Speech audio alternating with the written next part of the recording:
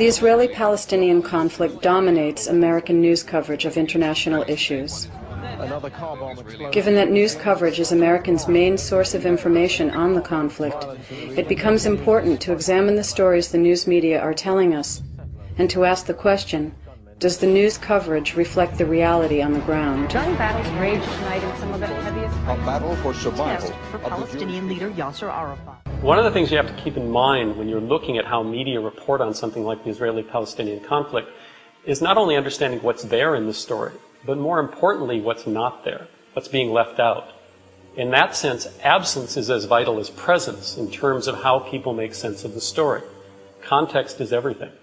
The context that's often missing from the current reporting is that the Palestinian uprising is a revolt against a 34-year-long occupation. And if there's no occupation in the story, then the story doesn't really make sense, and the occupation is frequently missing. A typical TV news report, for example, on ABC News, will show dramatic pictures of these confrontations where Palestinians are confronting Israeli troops and the Israeli troops are responding. But Friday saw more clashes in Hebron between stone-throwing Palestinian youths and Israeli soldiers armed with For most tear gas. Americans who don't understand the history of the conflict, this is an example of riots that are going on where the authorities are taking measures to crack down. What's not mentioned is the fact that these confrontations are taking place on occupied territory, that the Israeli troops who are there are defending an occupation that doesn't have any international legitimacy, that's illegal. The American media, they are concentrating only on the deeds, on the violence, and not on the reasons, and not on the basic facts of occupation.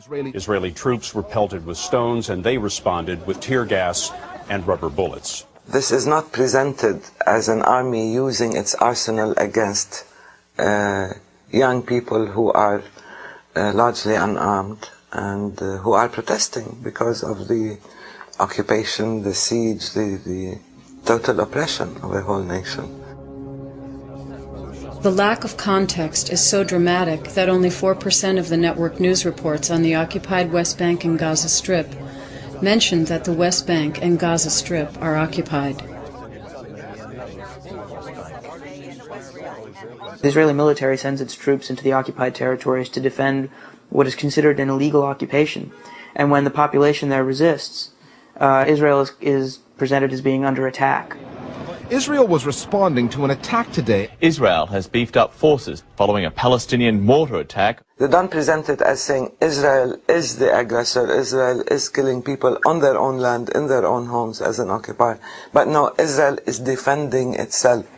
To Sharon, the West Bank invasion is simple self-defense. The Israeli Prime Minister reiterated Israel's right to self-defense. Israel's basic posture is anything but defensive.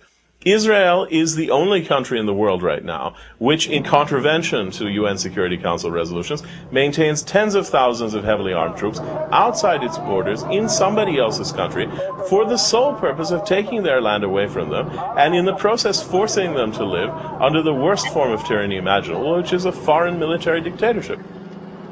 The tanks, the gunships, the snipers, they are all on Palestinian land. And I don't see why they have to protect themselves on our land if they're occupying our land. That context is always missing. A crowd throwing stones and homemade stun grenades at the soldiers. The troops opening fire, killing 2 Palestinians and injuring... So even when Israel is busy murdering people in cold blood, it is always presented as part of the self-defense mechanism of Israel. When Israel in the occupied territories now claim that they have to defend themselves, they are defending themselves in the sense that any military occupier has to defend itself against the population they're crushing. Prime Minister Ariel Sharon justified the siege as self-defense. You can't defend yourselves when you're militarily occupying somebody else's land. That's not defense. Call it what you like, it's not defense. Public relations works not only by controlling the content of media reports, but also by making sure that some voices are never heard. The marginalization of the Israeli peace movement in the American media is an example of how this works. It's been the point of view of the Israeli peace movement for years that the fundamental cause of the conflict is the Israeli occupation of Palestinian land and the settlement policies. But that view is considered in the United States something that's extremely marginal, and that you rarely see that view put forward in the American media. We, in the Women's Peace Camp in Israel, organized a mass vigil of women in black and a mass march through the streets of Jerusalem. 2,000 women strong, both Israelis and Palestinians. Can you picture that dramatic moment? 2,000 women dressed in black marching down the streets of Jerusalem to the walls of the Old City, where we hung banners from the walls of the Old City saying peace in 3 languages, Hebrew, Arabic, and English. And guess what? It didn't get into the media. That's not the kind of image that the media wants to create, because then all these images of Jews and Arabs working together, of Palestinians wanting peace, would create a kind of dissonance. It would contradict the message that the media has been giving us for years and years. Then how do you explain it? You can't explain it. The Israeli public relations machine knows that if the views and voices of Jews who disagree with its policies were to become public, it would be impossible to maintain the lie that any criticism of Israel is by definition anti-Semitic. In fact, the accusation of anti-Semitism has been Israel's most effective strategy in silencing dissent, and American journalists in particular have been targets of this tactic.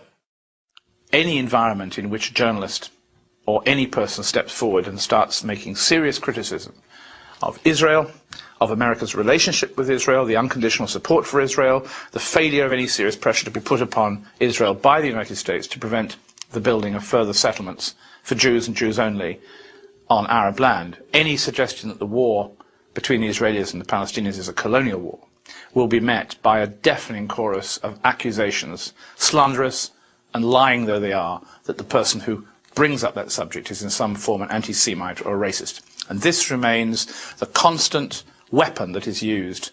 The fact that anti-Semitism is alive and well in the world today makes it all the more important to differentiate between real anti-Semitism that needs to be condemned and opposed in its own right, and its misuse as a PR strategy.